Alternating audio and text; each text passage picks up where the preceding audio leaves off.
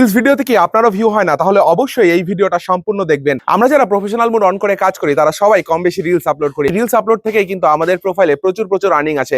কিভাবে? এখানে যারা স্টার সেন্ডার রয়েছেন কখনো একটু লং রিলসে কিন্তু অ্যাডও দেয়। তাই অবশ্যই এই সব জায়গা থেকে কিন্তু আমাদের প্রচুর ইনকাম আসে। এবার কিভাবে আমাদের রিলস গুলোকে ভাইরাল করব বা রিলস গুলোতে একটা সম্মানিত ভিউজ নিয়ে আসবো সেটা নিয়ে আজকে আমি রাহুল বিশ্বাস আপনাদের সামনে চলে এসেছি।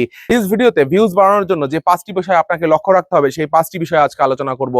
ভিডিওটা সম্পূর্ণ দেখবেন এবং ভিডিওটা সম্পূর্ণ দেখে আপনার মূল্যবান মন্তব্য বলতে অবশ্যই কিন্তু ভুলবেন না। আমাদের রিলস ভিডিওটা এমন করতে হবে যে প্রথম 3 সেকেন্ডের মধ্যেই আমরা কিন্তু অডিয়েন্সের দৃষ্টি আকর্ষণ করতে পারি, অডিয়েন্স যাতে স্ক্রলিং করে চলে না যায়। এজন্য আপনি অবশ্যই একটা প্রশ্ন দিয়ে স্টার্ট করতে পারেন অথবা এমন কিছু করতে পারেন যাতে করে অডিয়েন্স আপনার রিলসের ওপরে এসে থেমে যায়। ঠিক তখনই কিন্তু আপনার রিলসটা সম্পূর্ণ দেখা হবে এবং প্রতি মুহূর্তে ফেসবুক কিন্তু প্রচুর মানুষের কাছে আপনার রিলসটা পাঠিয়ে দেবে। ঠিক তখনই কিন্তু আপনার রিলসে একটা ভালো ভিউজ আসবে।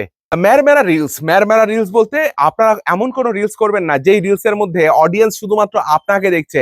এমন কিছু রাখতে হবে সেই রিলসের মধ্যে যাতে করে অডিয়েন্স সেই রিলসটা দেখে শুধু আপনাকে না দেখে। সেখানে কিছু গ্রাফিক্যাল কাজ থাকতে হবে, তবেই কিন্তু আপনার রিলসটা অডিয়েন্স শুধু দেখবে না, সেটা কিন্তু উপভোগ করবে। আর তখনই আপনার রিলসটা কিন্তু আরো বেশি পরিমাণে ভিউজ হবে। আর নাম্বার 3, যদিও এখন এই মুহূর্তে ফেসবুকে আলাদা করে লং ভিডিওস বলে কিছু নেই, কারণ আমরা 5 মিনিট 10 মিনিট যে কোনো লেন্থের ভিডিও আমরা ক্রিয়েট করি না কেন, সেই লেন্থের ভিডিওগুলোকে কেউ যদি কমেন্ট করে তখন কিন্তু আমাদের কাছে নোটিফিকেশন আসে someone commented on your reel, মানে কারো একজনের নাম দিয়ে। তবুও অ্যাকর্ডিং টু ফেসবুক আপনি যদি শর্টার এবং সুইট ফরম্যাট বলতে আপনি একটা শর্টার লেন্থে যদি ভিডিও আপনি আপলোড করেন রিলস ভিডিও, তাহলে কিন্তু সেখানে ভিউ আসার সম্ভাবনা বেশি থাকে।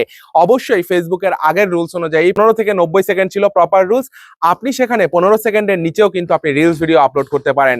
তো অবশ্যই শর্টার ফরম্যাটে রিলস ক্রিয়েট করবেন। তার আগে আপনি আপনার প্রফেশনাল ড্যাশবোর্ডের ভিউস এর মধ্যে একবার চেক করে দেখবেন আপনার প্রোফাইলের জন্য কোন ধরনের রিলস ফেসবুক আপনাকে আপলোড করতে বলেছে। কন্টেন্ট মনিটাইজেশন যারা পেয়েছেন তারা কিন্তু অনেকেই রিলস ভিডিওতে প্রচুর পরিমাণে মিউজিক ব্যবহার করছেন, কেননা তারা মিউজিক ওনারদের সাথে কিন্তু তাদের আর্নিংটা শেয়ার করতে পারছেন।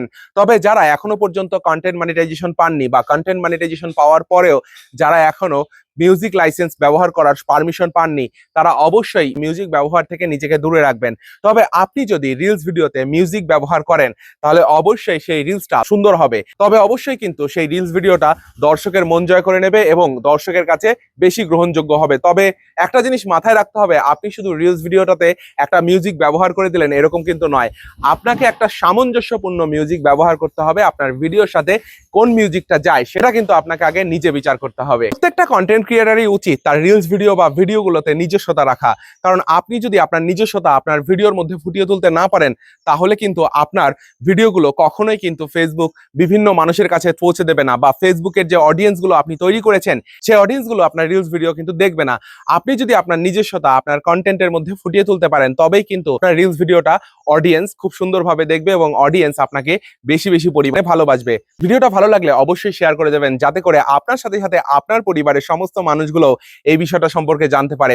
ধন্যবাদ সবাইকে। Thank you for watching.